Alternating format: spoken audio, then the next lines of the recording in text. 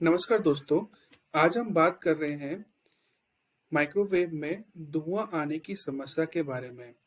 इस समस्या के लिए कस्टमर आपको कई तरह के फीडबैक दे सकता है, जैसे कि फूड आइटम में से स्मोक आना, माइक्रोवेव की दीवारों से स्मोक आना। इस समस्या के लिए हम कस्टमर से क्वेश्चन पूछ सकते हैं। हम पूछ सकते हैं कि जब ये समस्या आपको आई तो आप किस तरह की डिशेस बना रहे थे। हम पूछ सकते हैं कि ये धुआं आपके फूड आइटम से आया या कैविटी से आया या डोर मैच से आया। हम पूछ सकते हैं कस्टमर से कि कुकिंग टाइम और माइक्रोवेव टाइम क्या था। आप कौन सा बर्तन इस्तेमाल कर रहे थे आपकी कुकिंग के लिए। साथ ही साथ हम पूछ सकते हैं कि इससे पहले किस तरह की रिपेयर आपके माइक्रोवेव में हुई थी।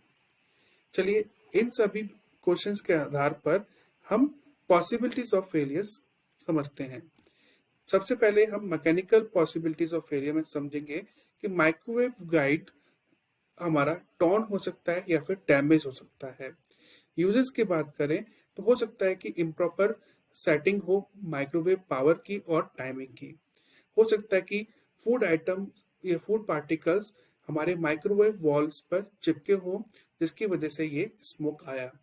साथ ही साथ हम समझ सकते हैं कि फूड आइटम्स जो कि प्रॉपरली अरेंज नहीं हुए थे, इसकी वजह से आपका स्मोक आपके माइक्रोवेव में आया।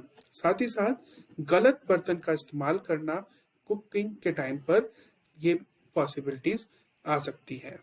साथ ही साथ इन्वायरमेंटल कंडीशन में जैसे कि फैंसी कवर का इस्तेमाल करना भी एक समस्या का कारण बन सकता है।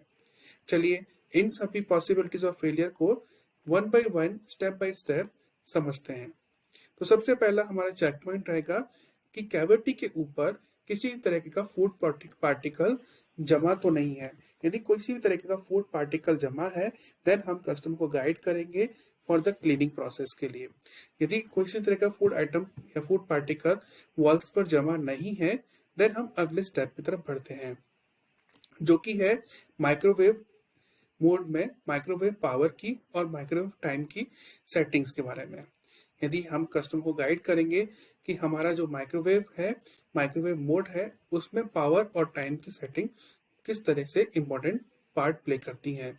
इसके लिए हम इंस्टा कुक रेसिपी के बुकलेट के बारे में कस्टमर को गाइड करेंगे।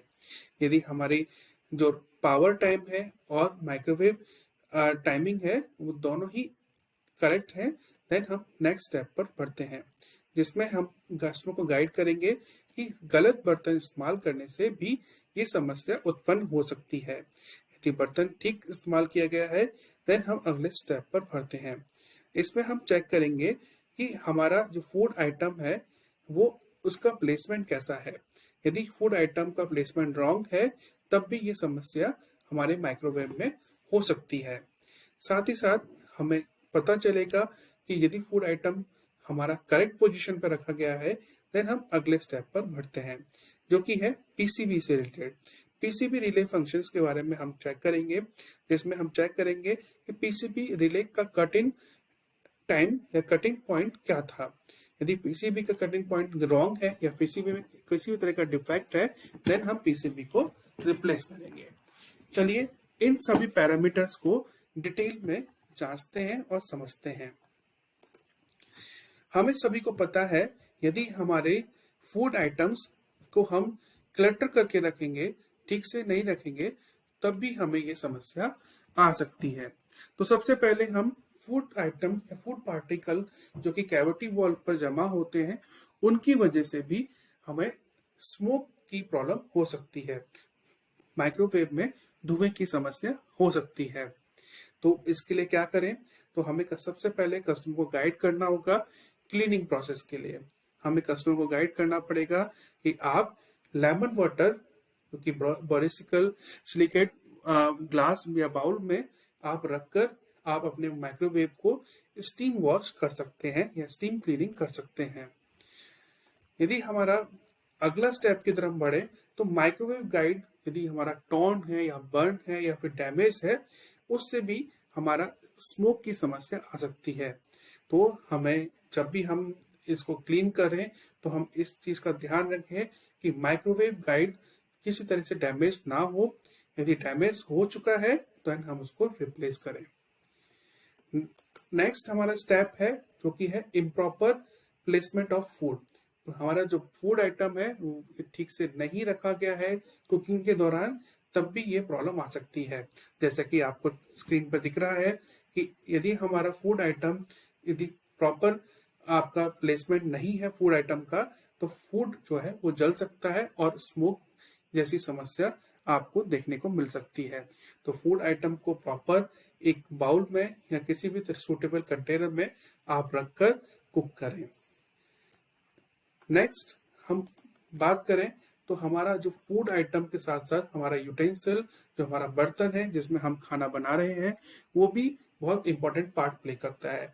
तो सही बर्तन का इस्तेमाल करना माइक्रोवेव में बहुत जरूरी है, क्योंकि एल्युमिनियम की रैपिंग से भी ये समस्या आ सकती है। तो यदि हम माइक्रोवेव के यूटेंसिल्स की बात करें, माइक्रोवेव के बर्तनों की बात करें, तो बोरोसिलिकेट ग्लास या फिर अर्थवेयर जो कि मिट्टी के बर्तन होते हैं या सैरामिक वेयर, आप इसका इस्तेमाल कर सकते हैं माइक्रोवेव मोड में या फिर माइक्रोवेव में।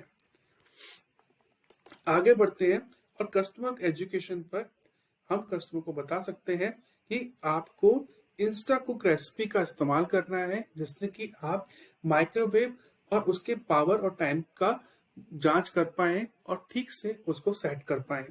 यदि आप इसको ठीक से सेट कर पाएंगे तो आपको ये समस्या नहीं मिलेगी। साथ ही साथ हमें कस्टमर को गाइड करना होगा, किसी भी तरीके का फैंसी कवर माइक्रोवेव पर ना रखें जिससे इस तरह की समस्या उत्पन्न हो। तो हमें माइक्रोवेव को ओपन रखना है, किसी भी तरह कवर से ढकना नहीं है। उम्मीद करता हूं आपको इस प्रॉब्लम को सॉल्व करने का सॉल्यूशन मिला होगा और आपको स्टेप बाय स्टेप इस प्रॉब्लम को कैसे सॉल्व करना है पता चला होगा। Thank you so much.